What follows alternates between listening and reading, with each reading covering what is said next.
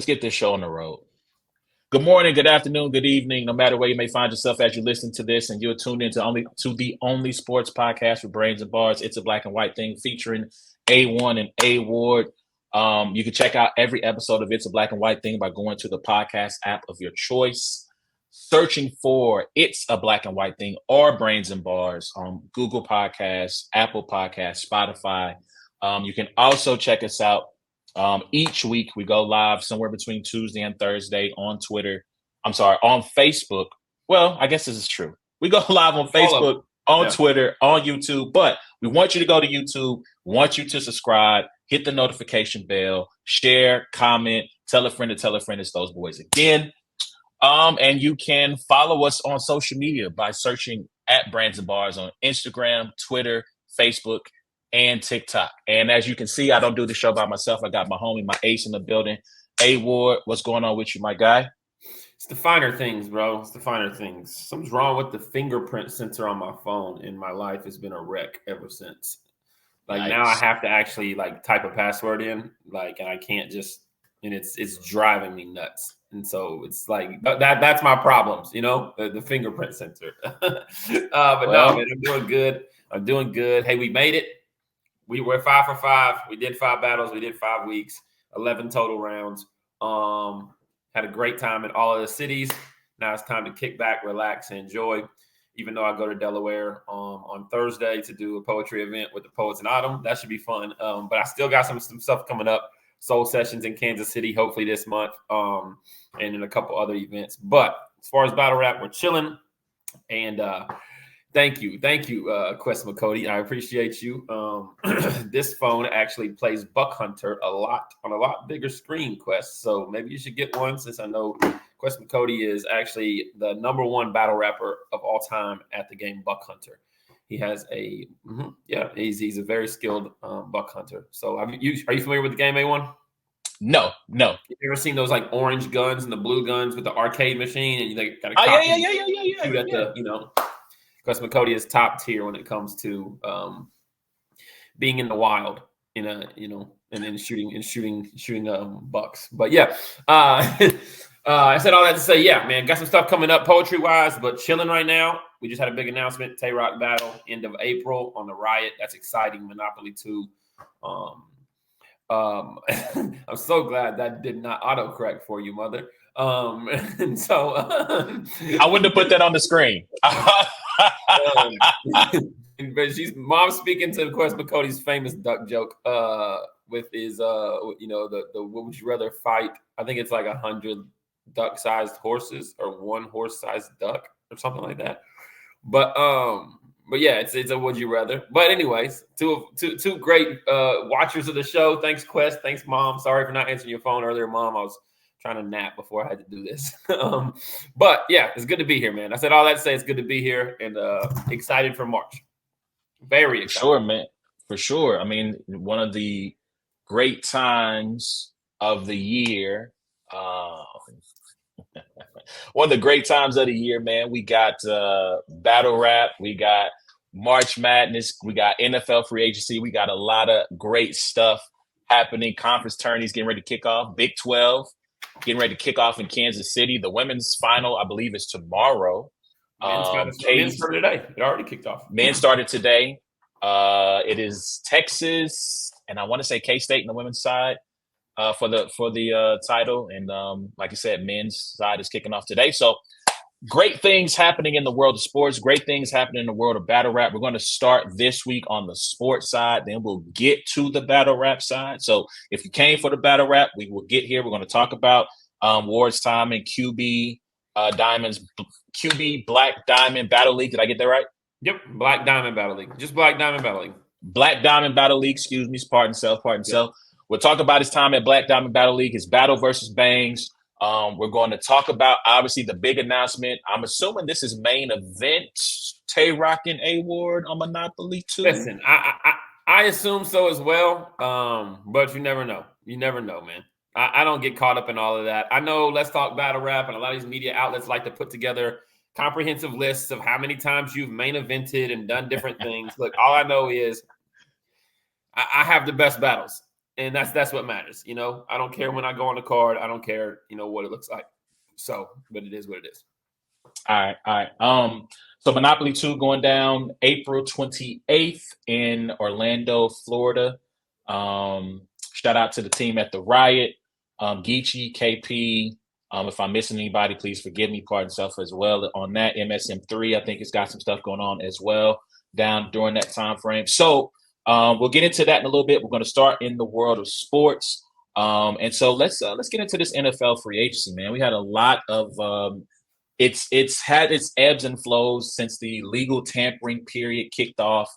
First of all, before we get started, shout out JC. We're going to have you on at some point. We do have a collab coming up with your podcast here at the end of April to get ready for the NFL draft. But salute to you. We're going to make that happen at some point. Gotcha. But anyway, NFL free agencies had some ebbs and some flows to it. Couple of big dominoes. We can start here in Kansas City. Chris Jones re-signs with the Chiefs as a 5-year deal, but in reality, it's really like a 3-year, $95 million guarantee deal. So they'll see where they are after that third year. But it's 5 years, $150 million, and he got the thing that I personally believe that he wanted, which was the highest paid defensive player in the league title. I think he wanted that last year. The Chiefs balked at it. They said, "Prove it, prove your worth." He bet on himself. You know what I'm saying? He got on the app. He placed the bet on DraftKings. I put it all on Chris Jones, and he cashed it in. He got just about every incentive that was in his contract. I think there was a sack incentive that he didn't reach. I think he had to get like 15 of them. He didn't get that, but Super Bowl win, All Pro nod, playoff incentive, everything. He just got just about everything, and they paid him. There was a sack incentive that he ended up getting, right? Because remember wasn't they? Yes, that's true. So he might have got that one. I thought there might have been, if he got to 15, maybe he might have gotten like an extra million or something like that. But yes, he did get a sack incentive as well. So, shout out to him. He got his bread. To me, he is the cornerstone of the Chiefs franchise, and he's going to, in his words, he's going to retire a Chief. So I would assume if things go well, this will be his final contract in the NFL, and he's going to retire a very happy and rich man. So, I mean, real quick, your response to seeing Chris Jones come back to Chiefs Kingdom to lead that defense once again. Yeah, that was the number one priority going into the offseason was re-signing Chris Jones. You can look around at all free agency and say, we need this, please, we need this. No, number one thing was re-signing Chris Jones, and that's what they did. And they needed to do it. They had to do it. They paid him. He like we talked about, he played, he sat up there with his agent and watched the Detroit Lions game. We lost that first game at home. He looked around, he said, all right, I'm back. Watch this. You know what I mean? Like, and I just think, he made every move correctly. He made every move correctly. And I think we talked about it on one of the episodes. Like, to me, he was just as important to this Chiefs winning a Super Bowl as Patrick Mahomes was this year in the postseason. As many touchdowns as Patrick Mahomes put on the board, I would say that Chris Jones took off the board for opposing teams. And his presence, man, like you said, you're on mute, but his presence is the cornerstone of that defensive front. And I definitely think re-signing him was the priority, and I'm glad it got done. So let me say this too. Shout out to his representation, the Katz brothers. They took a lot of heat in the offseason last year for how they handled this contract negotiation. There were lots of get these low-level goofballs out of here. These guys don't know what they're doing. They're going to ruin your career, yada, yada, yada. They got your guy paid, man. And I think you got to salute them and the job they've done. And for them, when these NFL contracts are signed, right, when the numbers come out, the numbers are not only for the player, but they're also for the agent, because it looks great when you're the agency that says, we got our guy the highest contract ever, regardless of position. So for them, their tactics work, and it might lead to them landing some more high-profile agents, maybe mid-tier guys. And so, again, congratulations to those guys, because they made a nice little commission off of that. I had some friends tell me at the barbershop, Chris Jones should fire them guys. And if he wants to be the highest paid, the way you get to be highest paid is you take 28, 29 million, but you don't have a commission to pay. You don't have to give an agent 5 to 7%. And I'm like, guys, that's not how this game's work. That's not how these things go. These guys have ego, they have pride, and they want to again, you put your entire life to this, and that check, while it does not completely define you, it does not completely bring value to your life. It does bring value to them to be able to say, "Yeah, I'm number one." Yeah, like I make more money than Aaron Donald. yeah. So yeah, shout out to that. So let's keep it moving. Let's talk. Speaking of getting paid, speaking of bread, Get paid, Kirk Cousins. Get paid. Get paid. legend at the bank. Yo, I don't know if Kirk is, if he does, I can see Kirk being a small time credit union guy, just supporting small business. yeah. But if he is a part of a national chain, I assume that someone is calling him at least once a month to say, "Hey, Mr. Cousins, this is, Carlos Johnson from Chase Bank. And I just wanted to talk to you to see if you, needed help managing your funds. You want to put something in an annuity, right? You want to put something in a CD. We can, if you want to come into the office, we can sit down and talk, and we can talk about how we can grow your portfolio." I'm pretty sure he's getting these calls once a month because he is a true legend at the bank. He signs a 3-year, 4-year. Was it 4-year or 3-year? I think it's 3-year, 150 million. The only person happier than Kirk Cousins is the pastor at his Baptist church when they know they're about to start a building fund. We're about to do a building fund. Would anybody like to sow a seed? They just look dead at Kirk Cousins. Yo, that baptismal pool not gonna build itself, my guy. You know what I'm saying? So let me get the numbers right. 4 years, $180 million. It's $100 million guaranteed over the first 3 years. That's the numbers I had in my head. And here's the thing: Kirk Cousins has, when at the end of that $100 million that he's guaranteed, he's going to end up somewhere around between 3rd and 4th all time in career salary.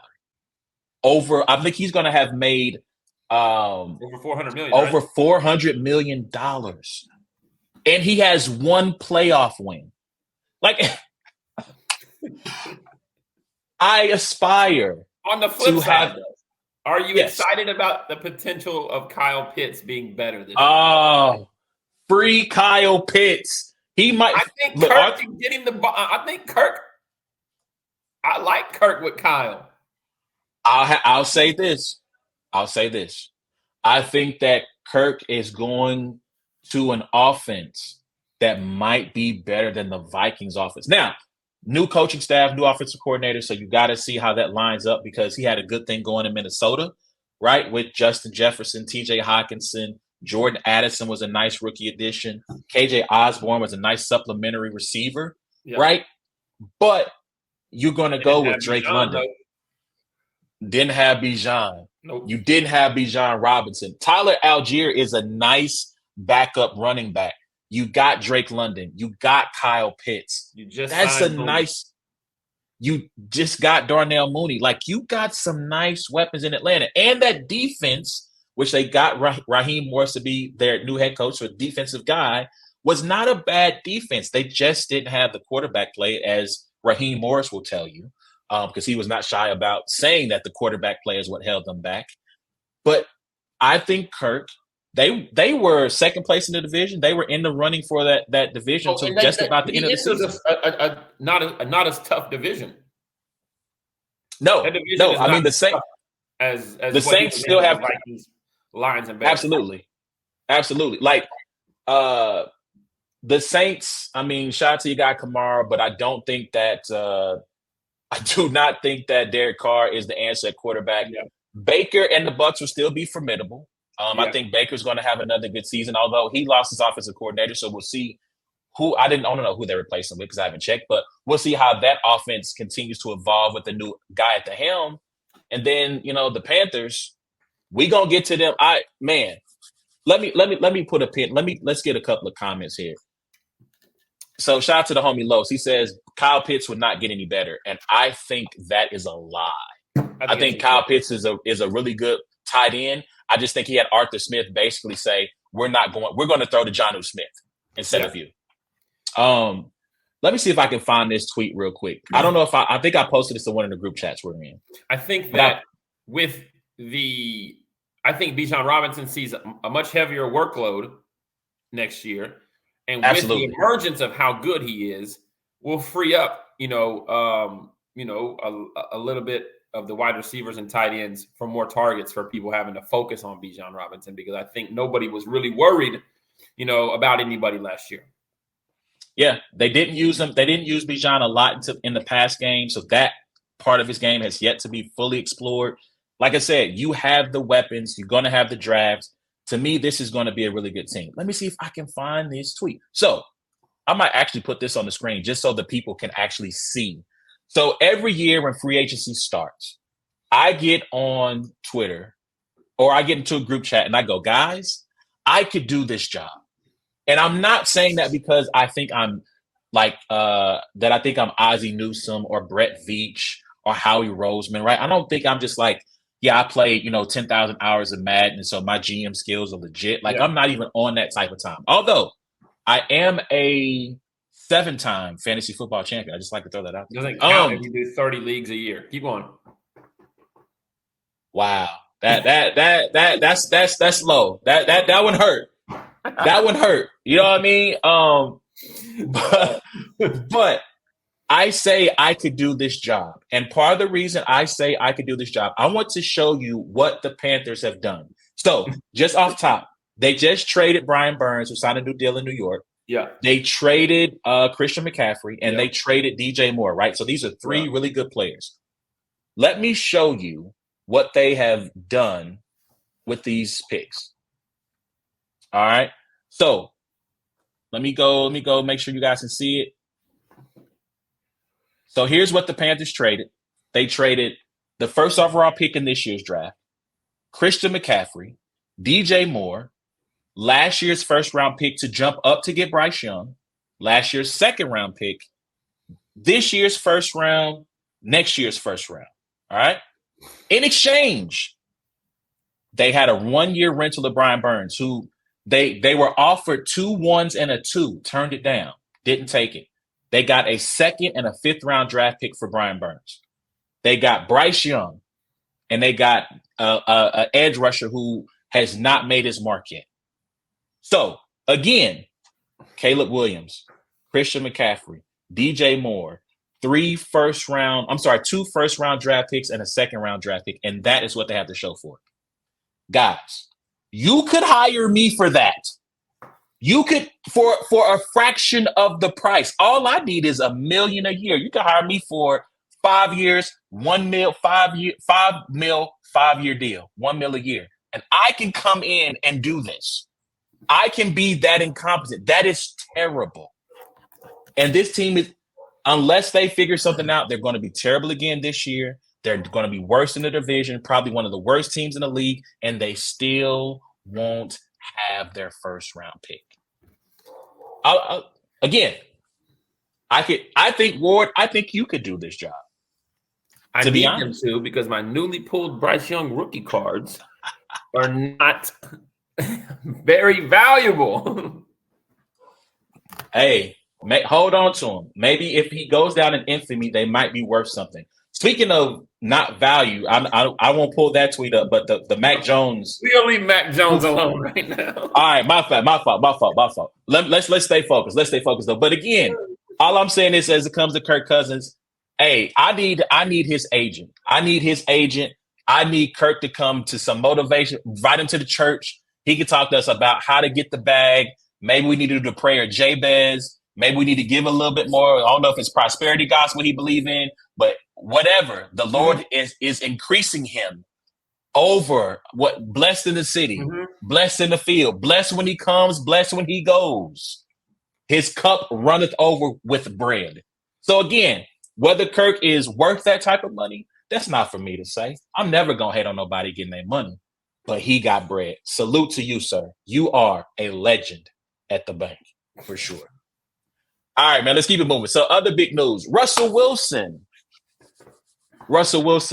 got his release from the Denver Broncos. They owe that the biggest dead cap hit in NFL history. I think it's $85 million. They owe him, I think, $39 this year and some extra bread next year. He signs a 1-year, like $1 million vet minimum deal with the Pittsburgh Steelers. And so he is now in Steeler country. Let's ride. Or Steelers Nation. I don't know which one they go by. Yeah. And so first of all, can I just say this before I have you react to that? I have been the OG, the original This is true. Russell Wilson hater. Very true. I have been slandering him for 14 years. This is also true. And I am now in an unfamiliar territory because I now live in a place where I have to defend Russell Wilson. I can't really make fun of him anymore. It's kind of like this. When Drake blew up, I was the first Drake fan in my crew, in our peer group. And when he blew up, I was a little upset. I resented his success for a little bit. And the downfall of Russ has come so quickly that I can't enjoy the slander anymore. And so Sean Payton is on my Kofi list forever and a day because he has put me in a position where I can't even hate the man no more. Right. So with that being said, does the addition of Russell Wilson move the needle at all for the Pittsburgh Steelers? I will say that last year was an encouraging sight for Russell Wilson. Like, I think he played well at times last year. I think he, I don't think he's going to the Steelers. I think he's going to the Steelers as a starting quarterback. I know that they say he's going in there to compete with Kenny Pickett. No, Russell Wilson will be starting for the Pittsburgh Steelers. I think Mike Tomlin is an incredible head coach. And so, sure. I'm not sure what that looks like as from a quarterback standpoint because he's basically had Ben Roethlisberger and then a handful of bums that haven't panned out. But yes, I do agree Russ is an upgrade over Kenny Pickett. I think that he will do well there. And what's crazy is that at Pittsburgh, all you have to do is do well because Mike Tomlin can take anybody behind center and go 9-8. If your quarterback can get you 2 wins or 3, you might win the division. You might be a top 2 or 3 seed.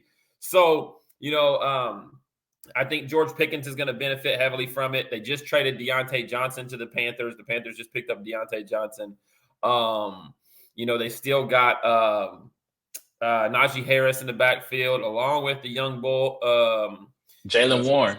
Since it's Pittsburgh, well, it's technically Philly slang, but since we're in Pennsylvania, we got Warren.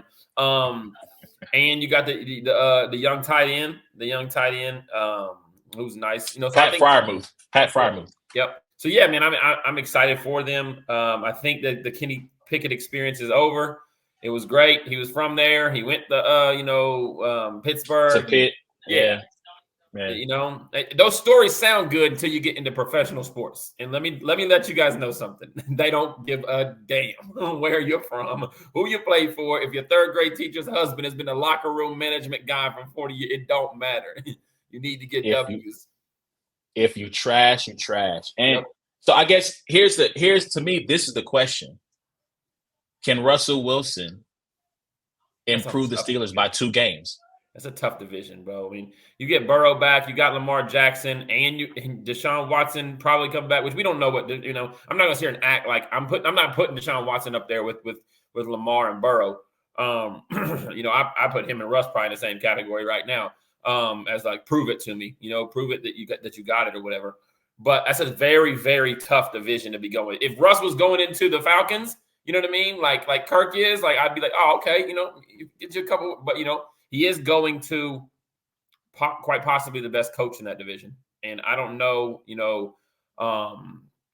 that's tough to say with Harbaugh, but I don't know, what that looks like or what Mike Tomlin, his impact on the quarterback position will be. But I think he can improve them by 1 or 2 games. Yeah.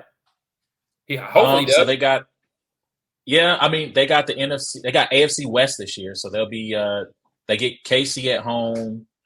And it looks like they have the NFC East and for the NFC division that they need to face. So, I mean, that's going to be a really tough schedule for a team that finished second in their division. You got to face KC, Chargers at home, Raiders and Broncos on the road.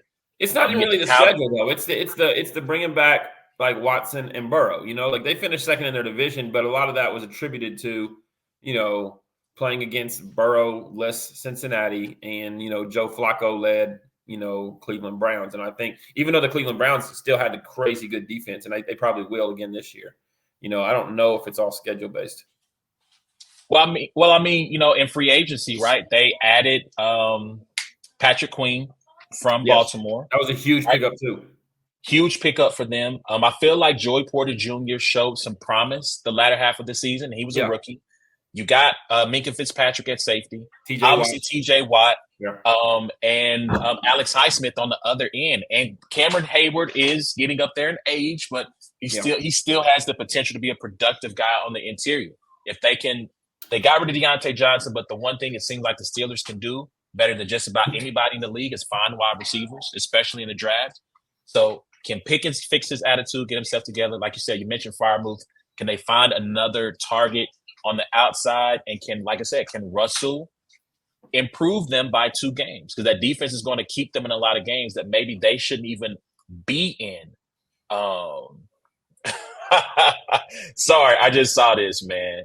I just saw. Hold on, can you see that? This is from organic.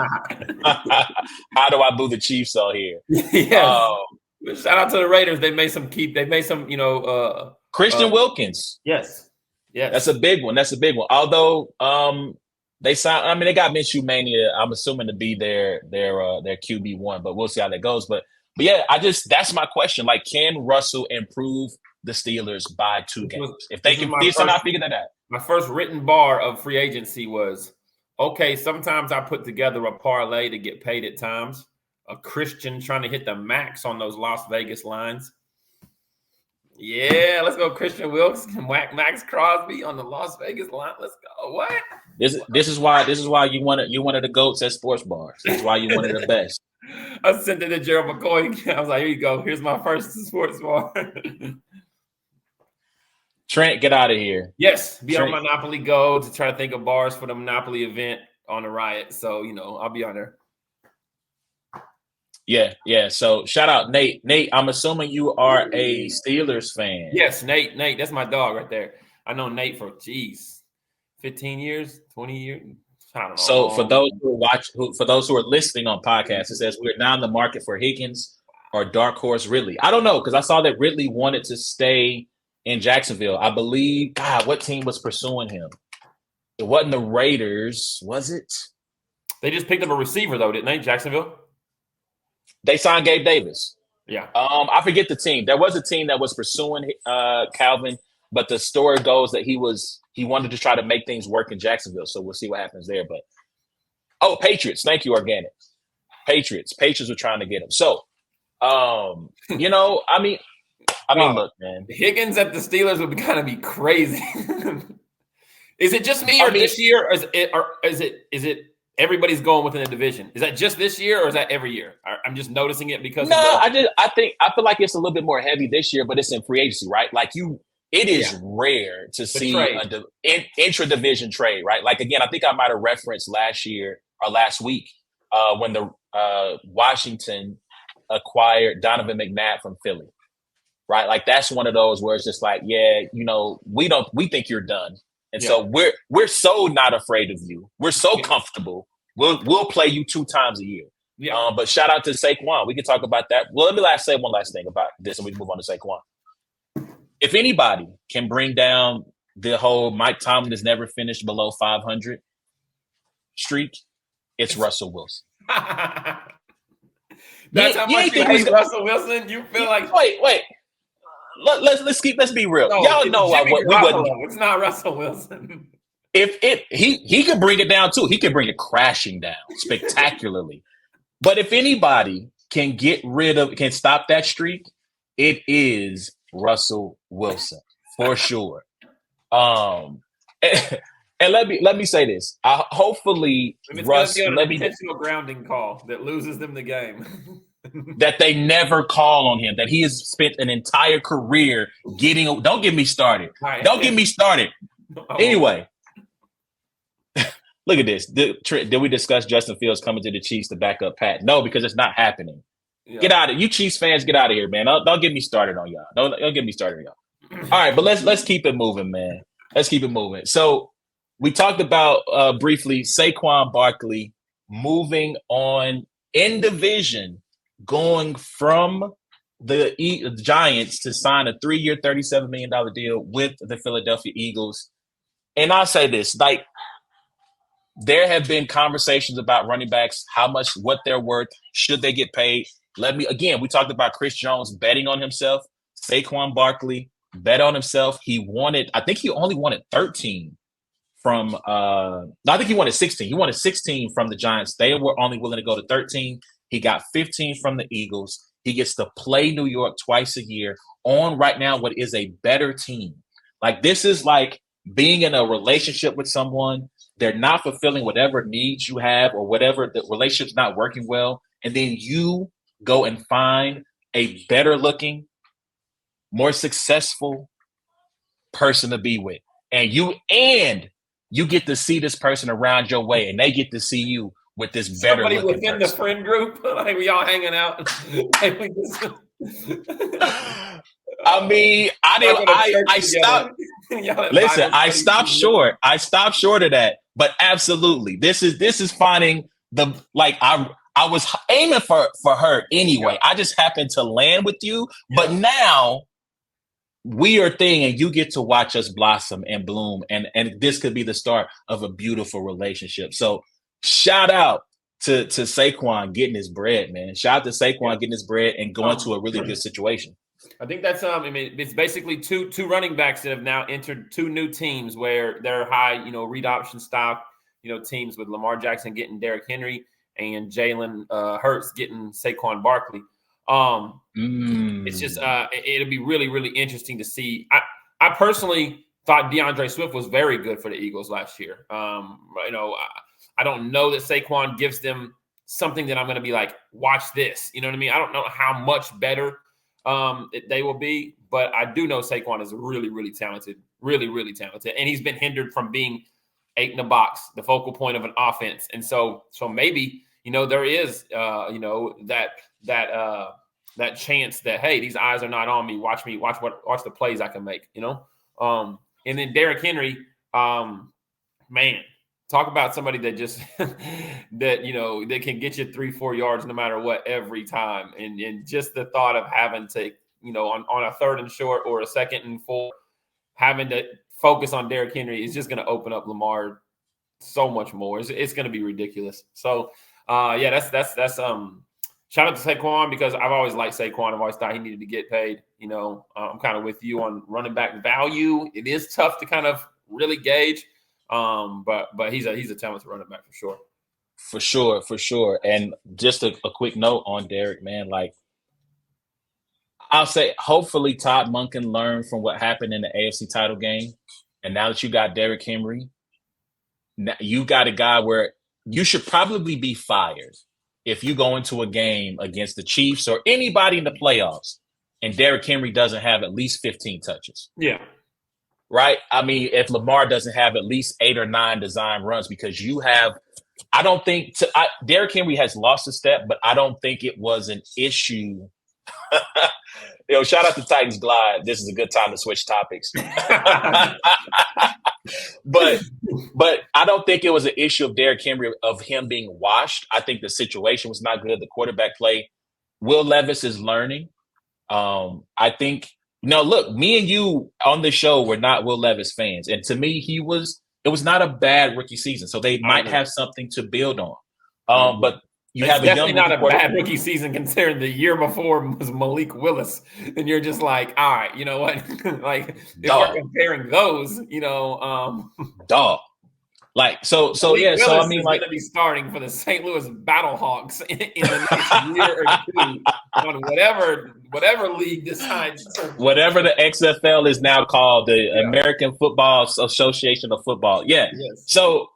So yeah, but I mean, so I think that is a great situation for them, and I mean, they should be right back in another. This is really, I mean, I guess Saquon popped up towards the end of Eli's career, right? Maybe his rookie season was.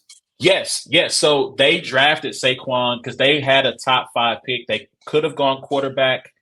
They went with Saquon because they had Odell Odell was still there, right? Yeah. And so they thought, okay, we can maximize the very end of Eli's career by getting him a running back and a dope wide receiver. So yeah. So but Saquon and Derrick Henry are two running backs that have always been, the offensive focal point. Even Derrick Henry, Ryan Tannehill has some good years, but you didn't have years where it was like, what are we game planning for? Yes. And now they're both on teams where they can do without. They can like the teams that can run, and they're just an asset rather than the focus. So that'll be interesting to see both of them. So, last thing, and we can get into our mock draft here. Watch, because they went and got Derrick Henry. They let Gus Edwards walk. I forget where he went. The Chargers. He went to the Chargers. Yeah. He went from one Harbaugh to the other one. Yep. Watch them go draft Audric Estime in the 4th or 5th round. This is the guy you call Baby Fournette that played for Notre Dame. Just because, I've seen that guy. Yeah, Baby Fournette, number 7. He's a monster. Yep. Just because they got Derrick Henry, they're going to need a bruising back for the future once Henry's done, because I don't think they re-sign him at the end of this 2-year deal. Yeah. And I think they go and get Audric Estime in the 4th or 5th round. Yeah. Let him develop, and then he's going to be the next bruiser to follow up once Derrick Henry's off the scene. Just because that's what the Ravens do. They find really good talent that is undervalued. And at the combine, you think J.K. Dobbins is done? What's the J.K. Dobbins is a free agent. I don't think I know that. Yeah. And my concern with J.K. is just the injuries, man. Yeah, of course. He's coming off Achilles as well, right? Yeah, and I think before that was ACL. Yeah, okay. So he's just had so many. Now the Titans picked up Tony Pollard, right?